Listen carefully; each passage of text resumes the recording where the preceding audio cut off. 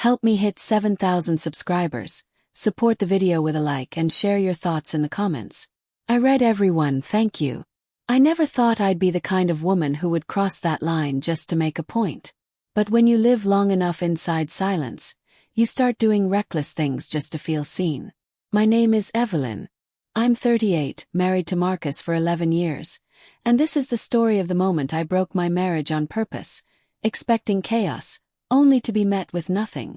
When Marcus and I first met, he was steady. Not flashy, not dramatic. He showed up when he said he would. He listened. That felt like safety to me. We built a life the quiet way. A small house, shared routines, Sunday mornings that didn't need plans. For a long time that was enough. But somewhere along the way, quiet turned into absent. Conversations became updates. Touch became accidental. I would talk and he would nod, eyes still on his phone or laptop. It wasn't cruelty. It was worse. It was indifference. I tried everything the respectable way first. I suggested date nights. I planned weekend trips. I dressed up on random Tuesdays just to see if he'd notice. Sometimes he did, but the effort felt borrowed, like he was checking a box rather than wanting me. I remember one night saying, half joking, half desperate, "Do you even miss me?" He laughed softly and said, "You're right here." That answer sat in my chest like stone. At work there was a man named Daniel. Confident in that effortless way. He asked questions and waited for answers. One afternoon after a long meeting he said, "Your husband's lucky. You have this energy people don't forget." I smiled, but something inside me cracked open. It wasn't about him. It was about being noticed. When he later suggested drinks, I said no. When he tried again, I hesitated. Then one night, after Marcus canceled dinner for the third time that week, I said yes. Nothing happened that first night. Just talking, laughing, being reminded of who I used to be. When Daniel leaned in and said, "If you ever want more, just say the word," I felt powerful and ashamed at the same time. I went home buzzing, waiting for guilt, waiting for Marcus to sense something was off. He didn't look up when I walked in. That's when the idea formed, ugly and clear. I wanted a reaction. I wanted proof that I still mattered enough to lose.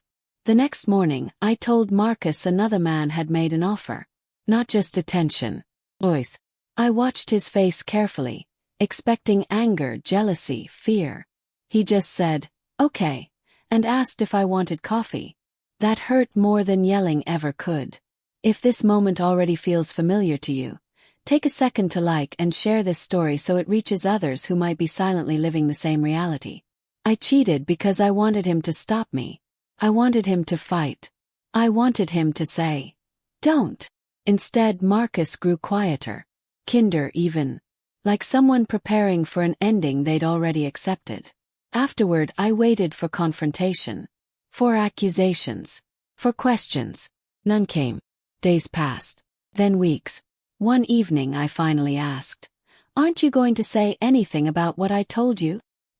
He looked at me and said, "You already made your choice." That sentence haunted me. I expected punishment. What I got was withdrawal. Marcus stopped asking where I was going. Stopped checking in. He slept on his side of the bed, back turned, polite and distant. I told myself he was processing, that he'd come back swinging eventually. I didn't realize he was disappearing. At this point in the story, tell me in the comments. Do you believe silence hurts more than confrontation? Just type silence or fight. One morning I woke up alone. His side of the bed untouched. His clothes still there, but his presence gone. No note, no message, just absence. That was when panic finally replaced pride. I didn't just provoke him. I taught him how to live without me, and the realization came far too late. I stood there realizing some losses don't announce themselves until everything is gone. Forever changed me.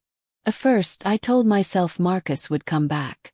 Men like him don't just vanish, I thought. He was predictable, reliable, the kind of man who paid bills early and returned shopping carts. I expected a call, text, something.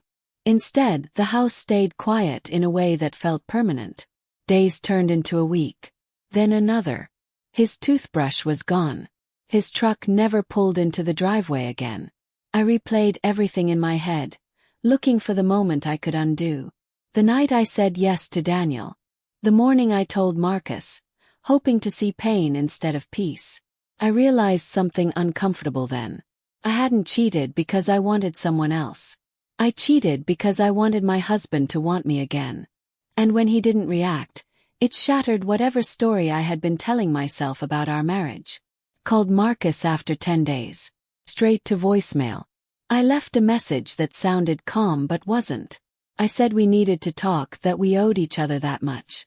He didn't respond. I drove by his sister's house once, just to see if his truck was there. It wasn't. That was the first time fear fully set in. Not fear of divorce. Fear that I had become irrelevant. Daniel texted asking if I was okay. I didn't reply. He was never the point. He had just been a mirror, and once I'd seen myself clearly, I couldn't unsee it. I stopped going out. I sat alone in the evenings, staring at the same walls Marcus and I had painted together years ago. Every room felt like a memory refusing to speak. When Marcus finally did reach out, it wasn't emotional. It was logistical. He asked when I'd be home to collect some of my things. His tone was polite, detached, almost formal. I wanted to scream into the phone to tell him I made a mistake, that I wanted us back. But something in his voice told me it was already over. Not because of the cheating. Because of what came before it. The years of quiet neglect we both pretended not to notice. We met at the house on a Saturday morning. He looked thinner, plumber, like someone who had already grieved. I apologized. Not defensively. Not dramatically. Just honestly. He listened, nodded, and said, "I know." That was it. No accusations. No tears. Just acceptance. I asked him why he never showed up to fight for us. He paused and said, "Because I realized I'd been showing up alone for a long time." That sentence stays with me. I thought I had provoked him into action. Instead, I gave him clarity. He didn't leave in anger. He left in understanding. And that hurt more than being hated ever could. If you've ever felt ignored in a relationship and reacted in ways you regret, comment the word "seen" below. Let's talk about it openly. After Marcus left for good, people asked me if I regretted cheating. The truth is complicated. I regret the reason. I regret not speaking sooner, louder, braver. I regret turning pain into a test instead of a conversation. But most of all, I regret assuming love would scream when threatened. Sometimes love just quietly walks away. Months later, I heard through mutual friends that Marcus moved cities. Started fresh. New job. New routines. No rush into anything serious. Just peace. I didn't try to contact him again. Some endings don't need closure. They already gave you the lesson. What I learned is this. Provoking someone to prove they care is already proof that something is broken. If you need chaos to feel loved, you're already alone. And if someone chooses silence over fighting, it doesn't always mean they don't care. Sometimes it means they cared for too long without being met halfway. Before you leave, like this story, subscribe for more real, unfiltered relationship stories, and answer this question in the comments. Do you believe love should fight loudly? Or does real love walk away quietly when it's no longer mutual? Your perspective matters. That's the truth of what happened. I didn't lose Marcus the day I cheated. I lost him the day I stopped being honest about how lonely I was.